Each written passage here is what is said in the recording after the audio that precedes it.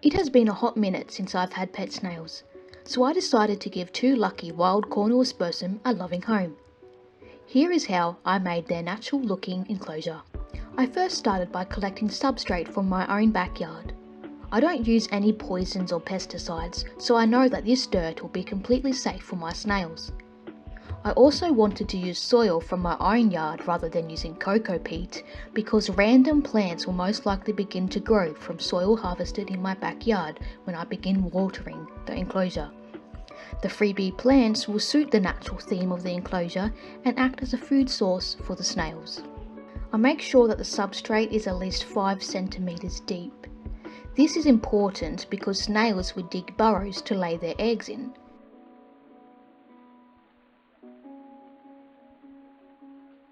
Using a small plastic pot plant as a hide, I dig a small trench in a corner and then move the substrate over the sides of the pot to hide the plastic.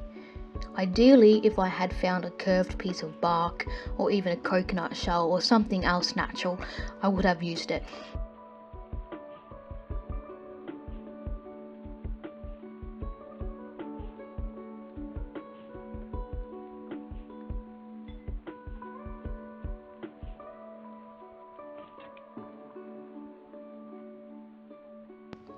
I then went and harvested some of this grass. I'm not entirely sure what type of grass this is, but I thought it would look nice growing in the enclosure, as it will give the snails a more natural environment and will also act as green feed.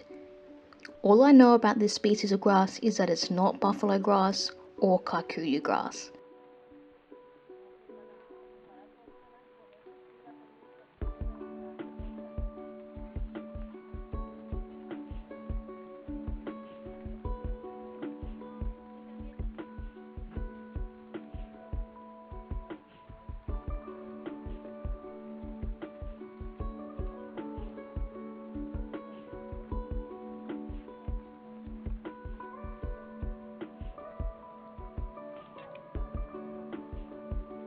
A natural themed animal enclosure is not complete without some moss.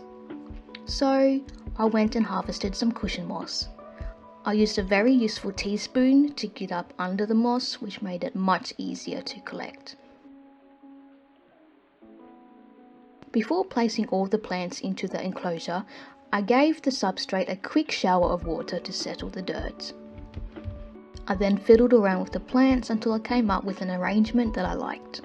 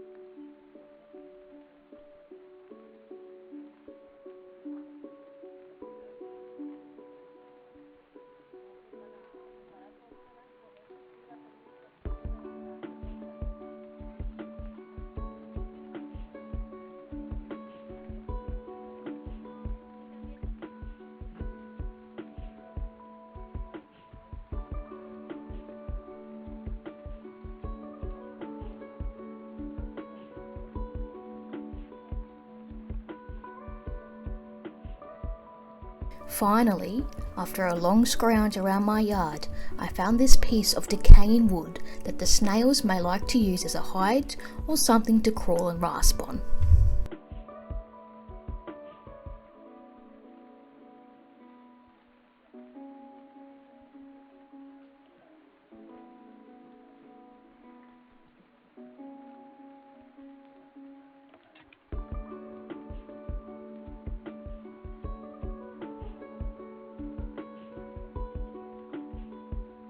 I then wanted to find something natural to use as a food bowl. My 16-year-old indoor cat decided to go missing the other week, and when I went down the laneway to search for her, I stumbled upon these freshwater mussel shells that someone dumped over their fence. So I went back to this place and picked a nice shell to use for the snail's food bowl. Oh, and I found my cat, by the way.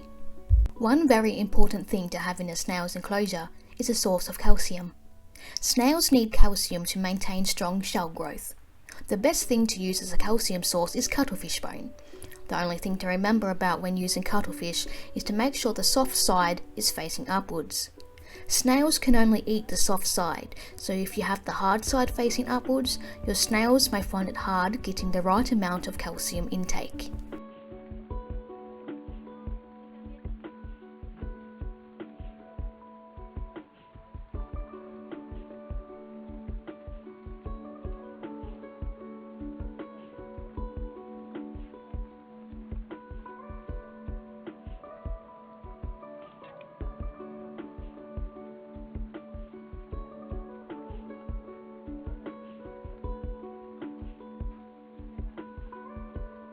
I then gave the enclosure one last water to set everything down.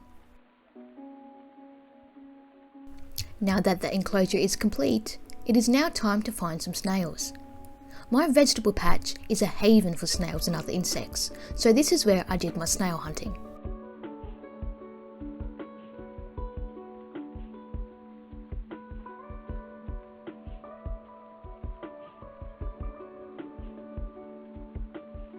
Because it is currently winter, these snails are hibernating, but will come out of hibernation once they are inside where the temperature is warmer.